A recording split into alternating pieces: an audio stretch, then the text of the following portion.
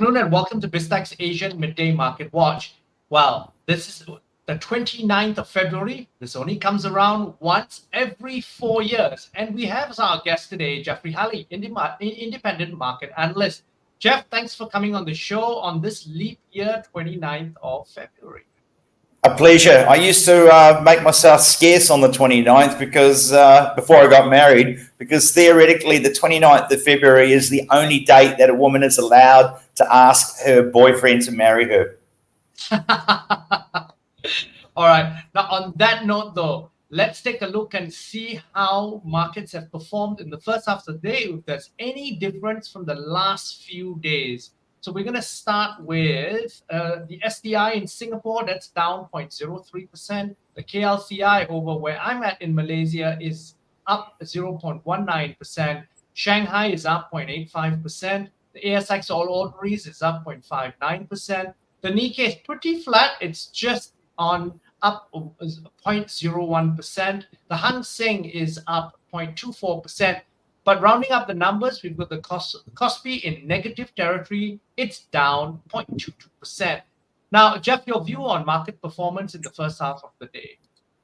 There's a couple of dynamics going on here, Brian. If we look at Shanghai and the Hang Seng in particular, China has banned a high-frequency hedge fund from trading for, I think, a year. They used high-frequency trading in stock markets to, according to the authorities, manipulate it. And that greater clampdown has been quite supportive of China equity markets this week. I mean, the big question, though, is does artificially stopping entities in China selling stocks mean that it's creating a bull market, or is it just an artificial interface that hides the underlying stresses in that economy? So I think we need to take the rally this week with a grain of salt in that respect. Australian inflation held steady at 3.4%, I believe. That will give the hope that the RBA has actually finished hiking rates for this cycle, and that appears to have boosted Australian equities today. Elsewhere, it looks like we're seeing much more of this choppy range trading that we've seen all this week, both in Asia and in Wall Street and Europe, ahead of the US PCE data tonight. Now, on something that has been trading and trending significantly upwards is Bitcoin. We had another huge session overnight, closing nearly 7% higher. Then we've added another 3% in Asia.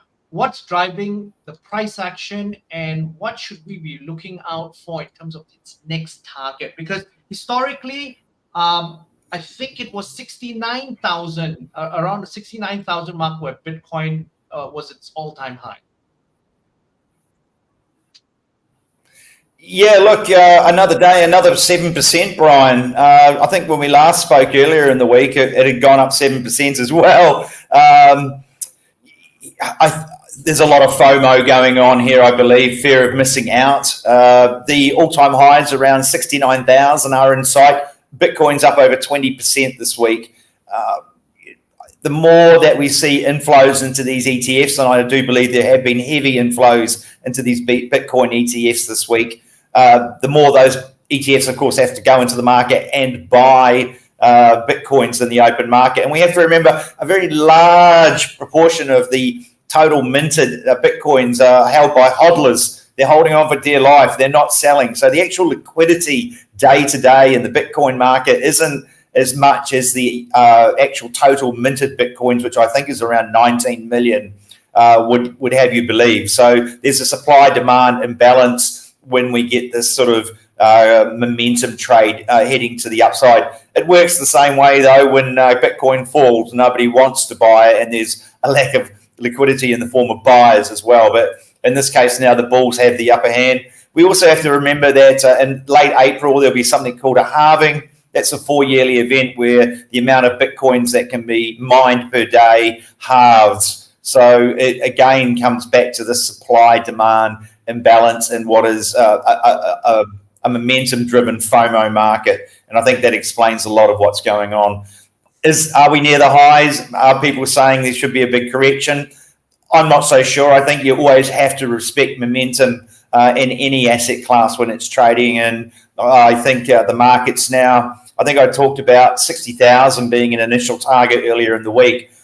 The all-time highs are definitely going to be in the sights of the crypto space at the moment. Now, finally, we've had pretty stable from a treading water perspective, stocks, bonds, currencies throughout this week. But then we're going to have, as you mentioned just a few minutes ago, PCE data coming out from the US. Are we then going to see an element of volatility, perhaps, given the PCE data results and how that pans out? Well, the income is expected, the income or the consumption side of it's expected to rise, I think, by 0.4%, expenditure by 0.2%. I think we're going to need to see some numbers that are a long way from that market consensus. So if the PCE index came in at plus 0.6 or plus 0.2, then that would have a short-term market reaction. A 0.2 would probably get the Fed easing brigade out of their stupor, and they'd go and buy everything. And conversely, if it comes out at something really high like 0.6, more of that Fed easing expectation will be wound back, and that could be a short-term headwind for bonds and for stocks. So I think we're going to have to see a pretty juicy divergence to move the needle. I actually think, and it's rolled around very quickly, it seems, we've got a non-farm payrolls at the end of next week, and I think that will probably play a bigger part in market direction. But I think for now, we're seeing in a very quiet news environment, relatively, markets sort of continuing this choppy range trading ahead of this PCE data in the US tonight.